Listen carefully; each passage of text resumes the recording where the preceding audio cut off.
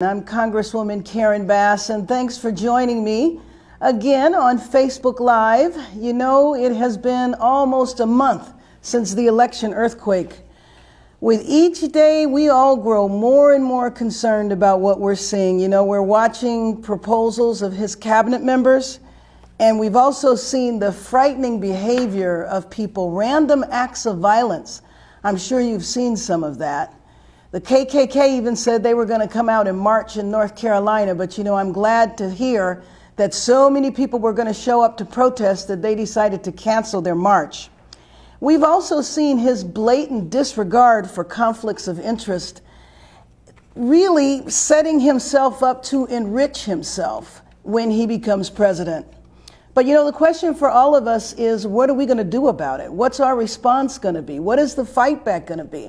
How do we all come together and, one, learn about what they have planned for us? How do we plan to fight against it? But also, what can we get done in this time period? So clearly we need to fight back, and we need a comprehensive and aggressive response to his agenda. We need to focus on educating and engaging voters, and we need to end the practice of only reaching out to voters right before an election. We do a great job of registering voters. We do a great job of educating them and turning them out right before an election. And then they don't hear from us for another 2 years or 4 years. But we cannot do that again.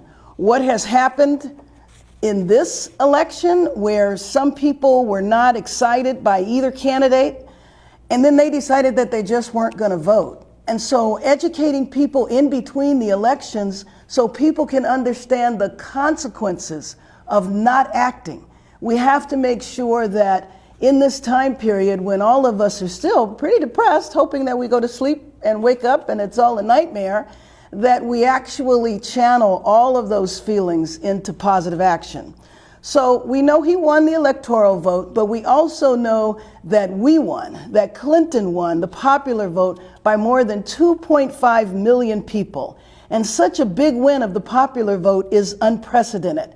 And I know that this is one of the big reasons why so many of us feel that this was just such an injustice.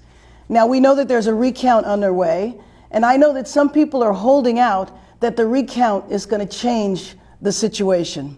Some people are holding out, hoping that the representatives to the Electoral College change their vote and actually vote for Clinton.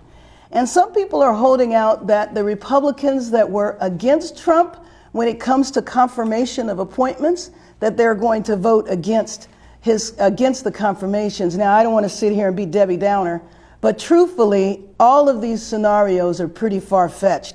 And so here's my concern. While we're wishing for miracles, they are planning to restructure the government and destroy much of what we've fought for the last 30 or 40 years. Medicare, Social Security, Obamacare, public education, you just name it. So actually today, you know, I would really like to hear from you. What is going on in your area? One thing I believe that we need to do is centralize communication. You know, we're fortunate in this time period right now in our country. We have social justice organizations and activists throughout the country. We have people that are working on so many different issues in so many categories, from the environment to fighting against police brutality, fighting for just economic development, fighting on a lot of different issues. And so if there was a place where we could centralize what everyone was doing, if we had maybe a website where people could go to that website, because I don't know about you, but people are talking to me all the time, whether I'm in the grocery store or on an airplane, and they're asking me, so what are we going to do? What's our strategy? What are we going to do in this time period?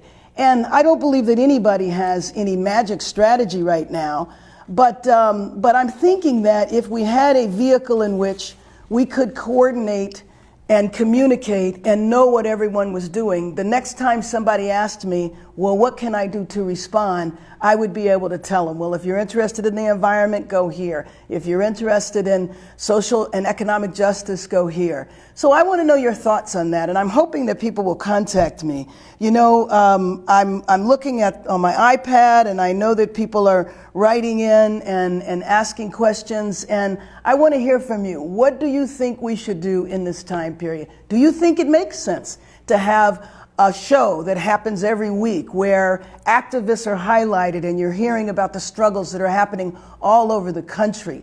A show where we have an analysis so that we are looking at the policies coming out of the administration. You know, when we did Facebook Live the last time, we looked at his plan for Black America. It was called the New Deal for Black America.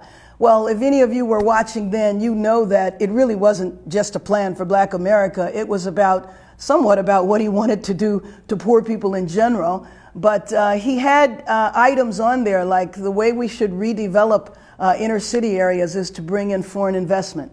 We should take public assistance dollars away from people and turn them into microloans.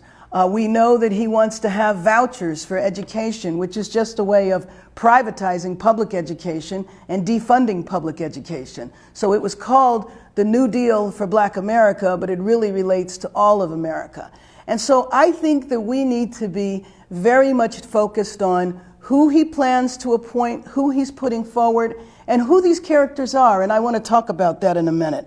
So if anybody has any questions or what you think, somebody is asking me about what's his name, Sheriff Clark from Milwaukee.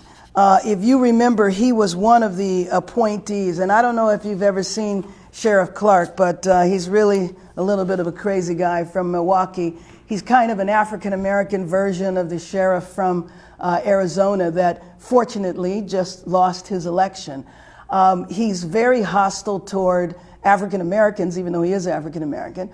He believes that we should essentially strip the Bill of Rights away from anybody that they think might be a terrorist. So let's go through some of the president-elect, notice I haven't said his name, some of his appointees.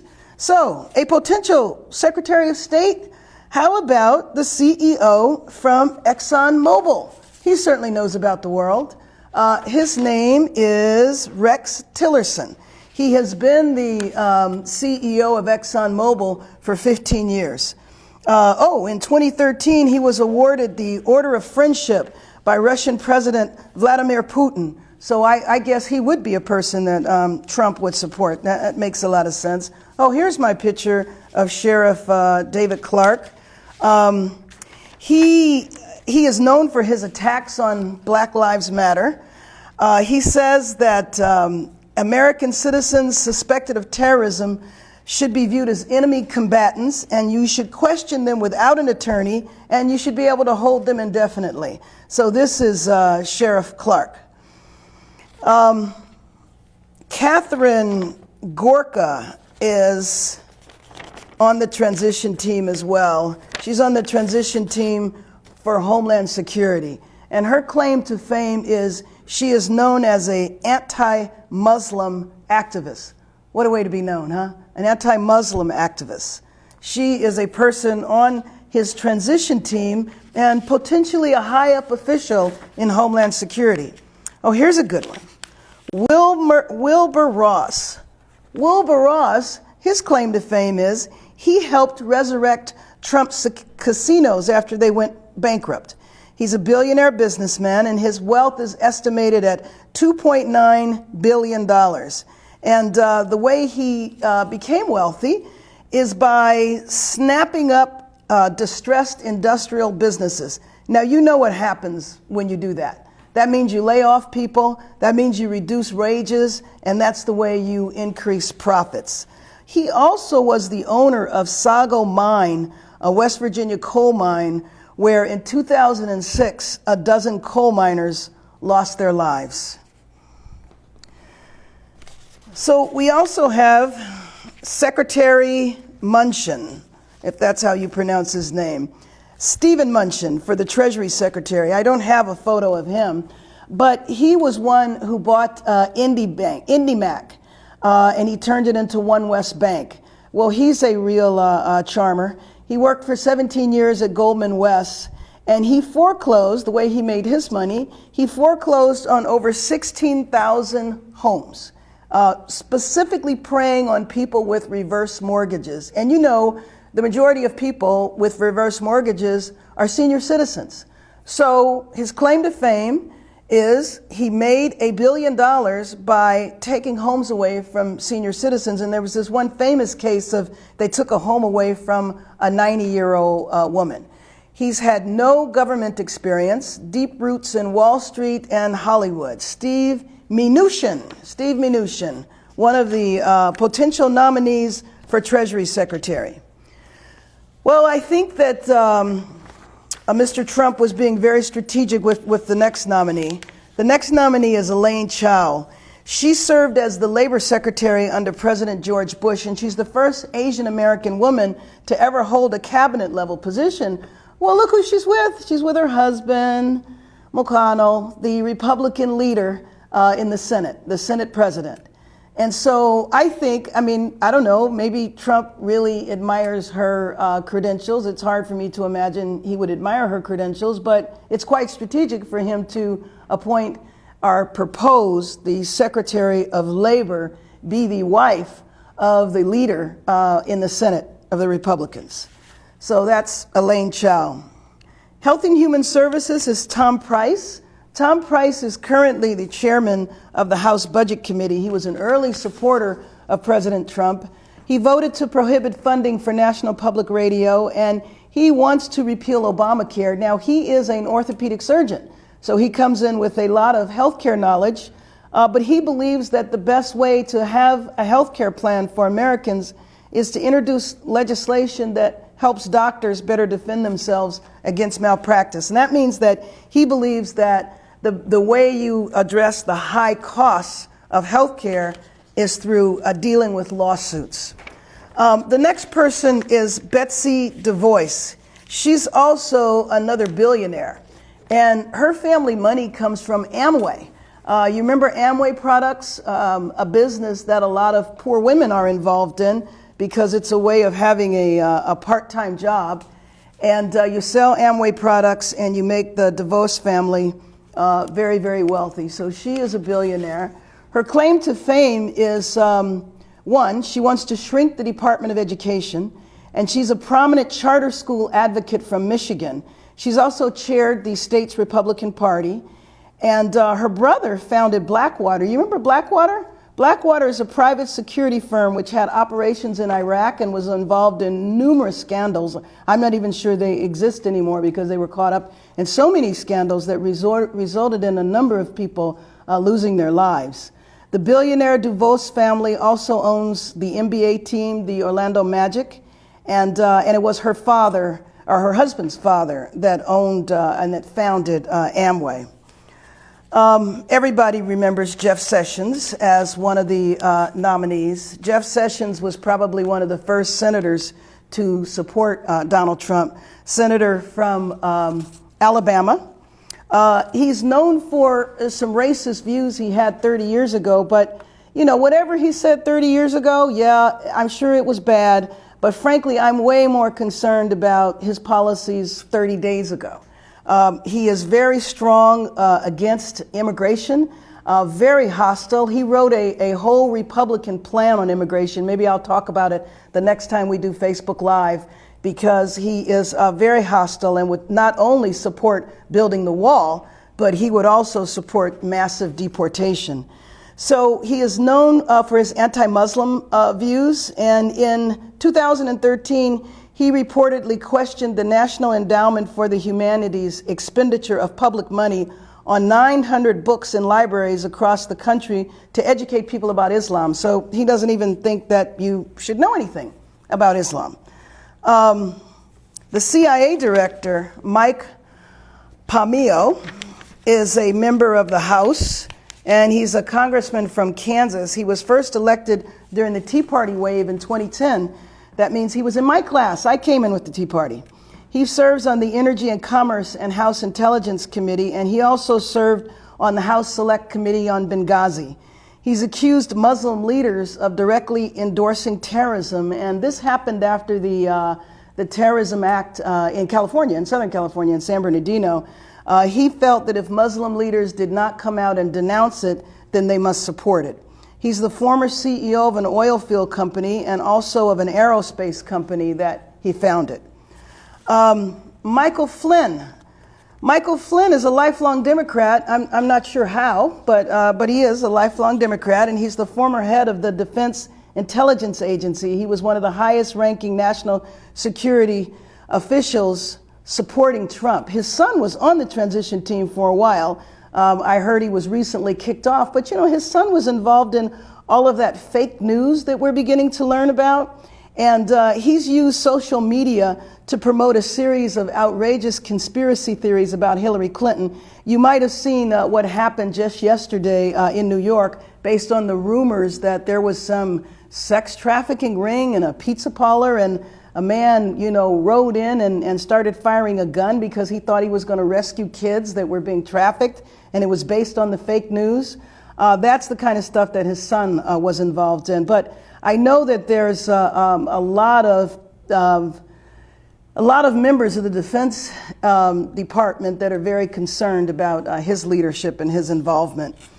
So this is who we have. There's other people that we could certainly talk about, but right now I want to talk about the Paris Climate Agreement, because there's other people that we know who are being proposed. We're still waiting to hear about who's going to be the Secretary of State, and that seems to change from day to day. But on climate, we know that some of his top officials that he's talking about appointing are climate deniers, for sure. There's nothing wrong with the climate. But we're worried about Trump being a threat to the Paris Agreement and to all of Obama's clean energy proposals that he put through, especially in the form of executive orders. You know that there is this provision where whatever a president does in the last 60 days of being in office, in the last 60 days of Congress being in session, can be reversed. And so Trump has made clear that he wants to reverse many of the things that the president did. It's one of the reasons why we are apparently going to adjourn early. We're adjourning after we pass the funding for the government on Thursday, so that they can go back further in time to reverse Obama's proposals. But on the Paris Agreement, we're very concerned that President Trump would come in and essentially pull us out of that agreement where we had really been moving forward. There's going to be so many policies that are going to be done against the environment. And I'm very concerned about that, as I am about so many other categories of policies that we know are going to come out of the Trump administration, from cutting funding to public education, to rolling back efforts to prosecute civil rights discrimination cases. You know, there was the case of Walter Scott the other day. Just yesterday, it was declared a mistrial. And so now the family and the community is waiting to see whether or not the Justice Department will step in. Well, I know that the Obama Justice Department will step in, but what's going to happen next year when there are police shootings? Do we think the Justice Department is going to weigh in on civil rights cases like that? What's going to happen with Voting Rights Act? So as I started, again, in this time period, it's very easy to be filled with despair. I think it's also very easy to be distracted and to have wishful thinking that all of this is going to change because the count that Jill Stein is doing is going to show that Hillary Clinton actually won, or that we're going to get people who go to the Electoral College to vote the other way.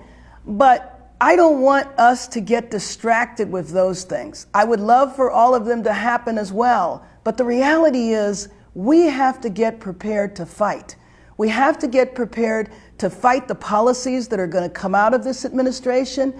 And most importantly, we have to begin to work on the election in 2 years today. We have to begin to work on the election in 4 years today. We have to continue to register voters, and we have to continue to educate and to keep voters engaged by the various activities that all of us are involved in around the nation. So that's why what I want to do is to do Facebook Live regularly. I hope to have people come on with me and talk about the activism that's going on around the country. I want to keep you informed about what's happening here in Congress, because you certainly can't depend on the regular news media. They are still so addicted to Trump that everything he does, if he wakes up and tweets or has a cup of coffee, it'll dominate the news cycle? How do we add content so that people know the policies that are being proposed? How do we prepare to fight those policies back? And how do we prepare in this time period to still push for policies that we know are right and that we know are just? And so one thing that I have certainly learned by being in Congress, if you don't think that your congressional representatives pay attention when you send an email or do a phone call, trust me, we do. It's one of the things we talk about. If our offices are barraged with emails or phone calls telling us to do one thing or another, we pay attention to that. When it comes to the confirmation process, you know that that happens in the Senate. That doesn't happen in the House. But every member of the House has relationships with their senators. So you should contact both houses very strongly and voice your opinions about the confirmations. I don't believe that Republicans are going to switch and all of a sudden start opposing Trump's nominations. I mean, maybe they do. Maybe they'll give some a hard time. And Democrats can use their power. But you might remember a few years ago when we had control over the Senate, Harry Reid changed some of the rules. So a senator can block a nomination up to a certain point, but most nominations, with the exception of the Supreme Court, can be voted on with 52 votes. And with the Republicans having the majority in the Senate, they can pass these confirmations. I know some people have contacted me and said, well, what can we do to stop Bannon from being appointed to work in the Oval Office? Well, on that one, we can't stop that because he does not go through the confirmation process. But all of us know who he is, and we know what he stands for. And we should continue to talk about that. Because frankly, because he is going to sit in the Oval Office, I believe it's one of the major reasons why a license has been given to white supremacists around the country. I mean, the random acts of violence that I talked about at the beginning, where you have people who are, actually engaging in physical fights because they feel that they've been discriminated against because they support Trump. You might have heard about an argument that broke out at a Starbucks. A woman wasn't served right away, and she started yelling and screaming at everybody, saying that she was a Trump supporter, and that's why they weren't serving her their coffee. It's as though there has been a license to be a little crazy.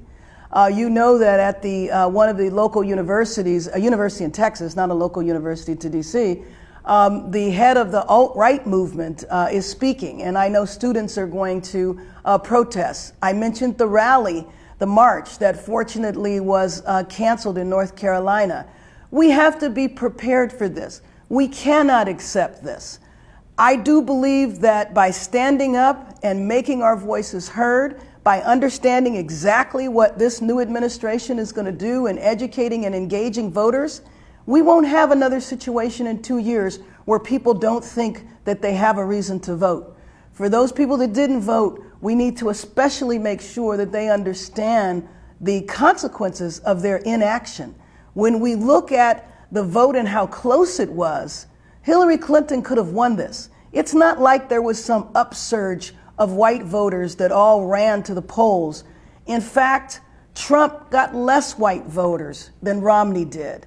So that wasn't the issue. She lost by very few votes that impacted the Electoral College, but she won by a massive amount of the popular vote. We have to make sure that this never happens again. In 2 years, the House of Representatives, all 435 of us, will go back for re-election. In 2 years, there will be more than 20 Democratic seats up in the Senate. We have to start working on the election in 2 years today. So I hope you join me. I hope you contact me. I hope you go to my Facebook page and tell me what you thought about this. Tell me what you think about the idea of us having a vehicle in which we all come together and communicate and talk about our struggles, talk about our work, coordinate our activities so that we can be strength in numbers. Let me know your thoughts. Thank you very much for taking the time to watch this today. Our struggle continues. We have to take the despair and turn it into energy to fight, because at the end of the day, I'm fully confident that we will win. Thank you very much. I'm Congresswoman Karen Bass.